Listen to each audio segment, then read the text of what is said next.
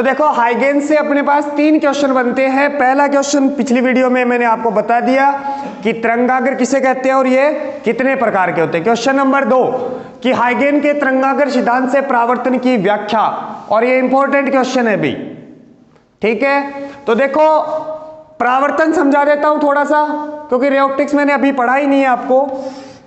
ये अभिलंब होता है और इधर इसको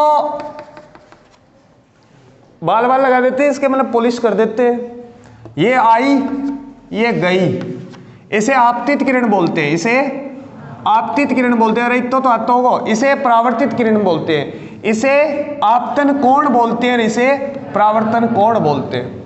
परावर्तन क्या होगा, कोण आई बराबर कोण अगर आर हो तो ये परावर्तन हो जाता है। बोलो, इतना तो पता होगा यार। लेकिन अपने को तरंग का परावर्तन प्रूफ करना है या तरंगाग्र का? तरंगाग्र का। किसका?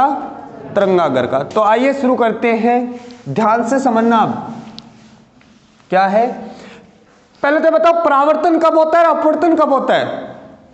जब प्रकाश की किरण उसी माध्यम से चलकर उसी माध्यम में वापस आ जाए, यानी कि ऊपर ही चल रही है, एक ही माध्यम में अगर प्रोग्राम हो रहा है तो उसे क्या बोलते हैं? परावर्तन। और जब प्रकाश की किरण एक माध्यम से दूसरे माध्यम में जाती है तो उससे अपवर्तन होता है। वो अपन आगे पढ़ेंगे अपवर्तन फिर होता क्यों है, क्योंकि प्रकाश एक माध्यम से दूसरे माध्यम में जाती है तो उसकी वेलोसिटी चेंज हो जाती है, उसका वेग चेंज हो जाता है। अरे वो रे में पढ़ेंगे अपन। अभी सुनो, इसका डायग्राम है। सबसे पहले तो वही चीज इंपॉर्टेंट है,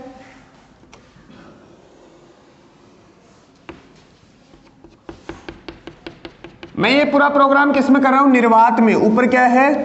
निर्वात है। क्या है? निर्वात है, यानी कि कोई माध्यम नहीं है। क्या इसे परावर्तक सतह बोल दूं? ध्यान से समझना। अब परावर्तक सतह, नीचे वाले को पॉलिश समझ जाओगे, लिख दोगे, है ना? ठीक है। कोई दिक्कत है यहां तक किसी को? नहीं है। मैंने मान लिया कि तरंग अगर कुछ इस टाइप से आ रहा है, देखना ऐसे आती है जो आप जो पढ़ते हो ना तरंग, अगर तरंगाग्र की बात करूं तो बेटा तरंगाग्र ऐसे आता है और फिर ऐसे जाता है, इसे परावर्तन हो गया इसका। क्या? ऐसे तरंगाग्र आया और टकराने के बाद जैसे यहां वाला पॉइंट इधर जाना शुरू हो जाएगा तो ये ऐसे जाएगा। मैं समझा देता हूं। अभी देखो, मैंने एक तरंगाग्र बनाया, ध्यान से समझना। क्या ये एक तरंगाग्र है? आप पूरा समाप्त होने के बाद ईमानदारी से समझ जाओगे, लेकिन अभी आप थोड़ा थोड़ा ध्यान रखो कि मैं क्या रहा हूं, ये प्रोग्राम क्या चल रहा है। ये मैंने एक तरंगाग्र बनाया है। क्या बेटा ये समतल तरंगाग्र है?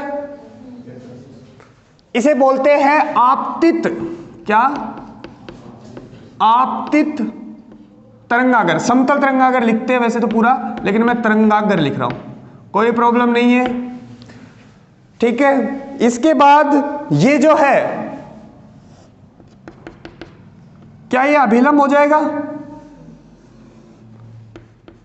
अभिलंब पता है? ठीक। अब सुनो, इसका क्या नाम है? आपतित तरंगाग्र, और इसको बोला गया है, ठीक है। आप जो बनाते हो, क्या मैंने ये बताया जो किरण होती है वो तरंगाग्र के साथ 90 डिग्री पे होती है। तो इसमें से बहुत सी किरणें भी आएगी, ऐसे ऐसे ऐसे ऐसे। उनमें से कोई 2 किरणों की बात कर रहा हूं मैं। एक तो ये किरण,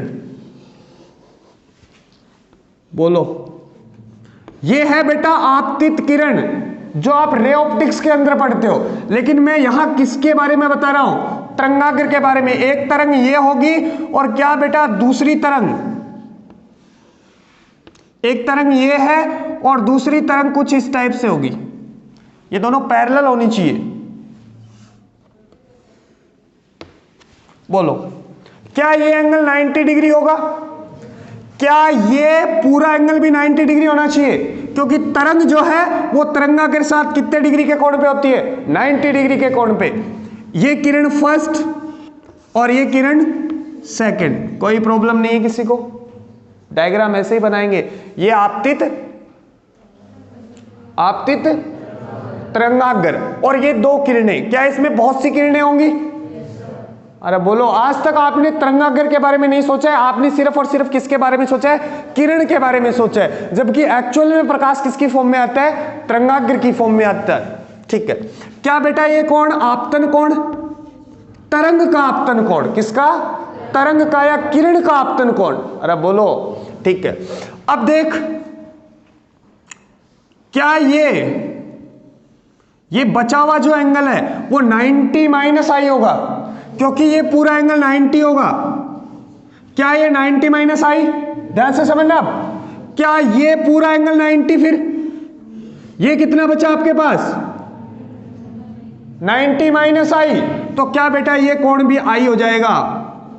ध्यान से समझ लो, ये आई, ये 90 माइनस आई, और ये पूरा एंगल कितना? 90 का। तो ये कितना बचा? आई बचा, कोई दिक्कत नहीं। इसे बोलते हैं तरंगाग्र का आपतन कोण। किसका? ये जो आई है इसे बोलते हैं तरंगाग्र का आपतन कोण। तरंगाग्र का आपतन कोण किस किस के बीच में बनता है? परावर्तक सतह और तरंगाग्र के बीच में बनता है, आपतित तरंगाग्र के बीच में बनता है। नहीं समझ में आई बात? इसे क्या बोलेंगे? तरंगाग्र का आपतन कोण। ये प्रोग्राम मान लिया मैंने t बराबर 0 पर होगा। कब होगा? t बराबर 0 पर। इसकी थ्योरी आपको खुद को रटनी है, मैं थोड़ी थोड़ी बातें बता दूंगा। अब बताओ, ये क्या इस ऊपर वाले प्रोग्राम में लाइट की जो वेलोसिटी होगी वो c होगी, प्रकाश की चाल, क्योंकि निर्वात में बात कर रहे हैं। क्या सबसे पहले ये वाला पार्टिकल यहां टकरा जाएगा? क्या टकराने के बाद इसका परावर्तन होगा और ये इधर चला जाएगा? क्या जब तक ये पार्टिकल यहां पहुंचेगा, इसको मान लिया मैंने कितना टाइम लगा? t टाइम लगा। कितना? t time. थोड़ी सी अजीब सी चीजें, थोड़ा सा ध्यान रखना। कितना टाइम लगा इसको? t। क्या यहां वाला पार्टिकल इतनी देर में कहीं आगे पहुंच जाएगा? भाई सबसे पहले ये वाला पार्टिकल टकराएगा, क्या इसका परावर्तन हो गया? जैसे अगर मैं बात करूं, ये आपका समतल तरंगाग्र है, क्या यहां वाला पार्टिकल टकराने के बाद इधर जाना शुरू हो जाएगा, और जब यहां वाला यहां पहुंचेगा इतने में ये कहीं आगे निकल जाएगा? लेकिन यहां से लेकर यहां तक के बीच का टाइम कितना है? t है। कितना है? t। इसको नाम दे देता हूं मैं a। क्या है ये? a। और ये वाला क्या है? b। अब ध्यान से समझना, क्या बेटा ये पार्टिकल ct डिस्टेंस ट्रेवल करेगा? क्योंकि चाल कितनी है इसकी? c। और टाइम कितना लगा? t। बोलो, नहीं समझ आई बात? क्या यहां वाला पार्टिकल भी इतनी देर में ct डिस्टेंस ट्रेवल कर लेगा? ठीक है। तो आपको क्या करना है, इस बिंदु A से आपका जो प्रकार होता है उसको कितना खोलोगे? ct distance. कितना खोलोगे? ct। अंदाजे से खोलना है, ऐसे नहीं कि मापने लग जाओ। अच्छा ये ले, समझ में आ गई बात? A से आप एक चाप काटोगे। क्या? A से, कहां से? A से एक चाप काटोगे। कितनी डिस्टेंस का? ct डिस्टेंस का। और फिर उस चाप पे एक स्पर्श रेखा खींच दोगे। उस चाप पे एक स्पर्श रेखा खींच दोगे, तो ये क्या मिल जाएगा आपका? परावर्तित तरंगाग्र। ये क्या है? मैं दोबारा बता दूंगा, डरो मत आप। चलो कोई, परावर्तित तरंगाग्र। कोई दिक्कत? क्या किया है मैंने? एक आपतित समतल तरंगाग्र है जिसमें दो किरणों पे विचार किया है मैंने, किरण 1 और किरण 2। सबसे पहले किरण A बिंदु A पे परावर्तित हो जाएगी। जब तक किरण 2 बिंदु B पे परावर्तित होगी तो वो कितनी डिस्टेंस ट्रेवल कर लेगी? ct डिस्टेंस ट्रेवल कर लेगी। बोलो हाँ ना? क्या ये वाली किरण भी ct डिस्टेंस ट्रेवल करेगी? तो आपको बिंदु A से ct डिस्टेंस का एक चाप काटना है। कितनी डिस्टेंस का? ct डिस्टेंस का। और इसको ऐसे मिला दोगे। बोलो समझ में आई क्या बात? क्या बेटा ये भी ct होगा? ये मान लिया C पॉइंट और ये मान लिया D पॉइंट। क्या बेटा ये 90 डिग्री होगा? ये 90 डिग्री होगा। क्यों? क्योंकि किरण जो है वो तरंगाग्र के साथ कितने डिग्री का कोण बनाती है? 90 डिग्री का कोण बनाती है। क्या यहां तक समझ में आ गई? ठीक है। अब यहां आ जाओ, यहां नॉर्मल बनाते हैं। नॉर्मल जो होगा वो कुछ इस टाइप से होगा। ये नॉर्मल है, n double dash n double dash. बोलो क्या ये किरण यहां से परावर्तित हो जाएगी? इधर, अरे बोल जाओ। क्या ये जो कोण है, परावर्तन कोण कौन सा होगा इस किरण के लिए? क्या ये होगा R? ध्यान से समझो, क्या ये R होगा? अरे बोलो, अगर ये R है तो क्या बेटा ये बचा हुआ ये जो दिख रहा है ये 90 माइनस R, कितना 90 माइनस R, क्या ये पूरा एंगल 90 का है? क्या ये पूरा एंगल 90 का है? अगर ये 90 माइनस R तो क्या ये R होगा? इसे क्या बोलेंगे? परावर्तित तरंगाग्र का परावर्तन कोण। क्या है? तरंगाग्र का परावर्तन कोण। इसे क्या बोलते हैं? तरंगाग्र का आपतन कोण। मैं मेजर कर देता हूं, इसे बोलते हैं तरंगाग्र का आपतन कोण।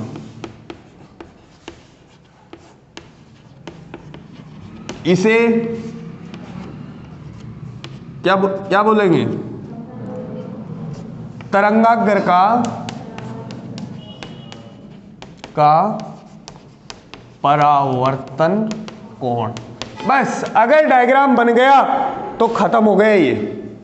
अब अपने को कोई मैथ का जुगाड़ लगाना है। क्या ये डायग्राम अच्छे से समझ में आया आपको? अरे बोलो यार, इतना टाइम तो मैंने आज तक भी नहीं लगाया इस डायग्राम को समझाने में। दोबारा समझ लो, मेरे पास एक तरंगाग्र है जिसे क्या बोलूंगा मैं? आपतित तरंगाग्र। उस पे मैंने दो किरणों पर विचार किए, किरण 1 और किरण 2। क्या किरण 1 t बराबर 0 समय पर आपतित हो जाएगी? क्या जब किरण 2 बिंदु B पे पहुंचेगी तो वो ct डिस्टेंस ट्रेवल करेगी? बोलो, क्या उतने ही समय में A बिंदु पे जो किरण थी वो भी ct डिस्टेंस ट्रेवल करेगी? तो आप बिंदु A से कितनी डिस्टेंस का चाप काटोगे? ct डिस्टेंस का चाप काटोगे। अरे बोलो, और इसको मिला दोगे तो ये आपकी किरण 1 के लिए हो जाएगा और ये किरण 2 के लिए। यहां नॉर्मल खींच दिया, ये क्या हो गया? परावर्तित तरंगाग्र। क्या बेटा ये कोण R? क्या ये 90 माइनस R? तो क्या ये R होगा? इसे क्या बोलेंगे? तरंगाग्र का।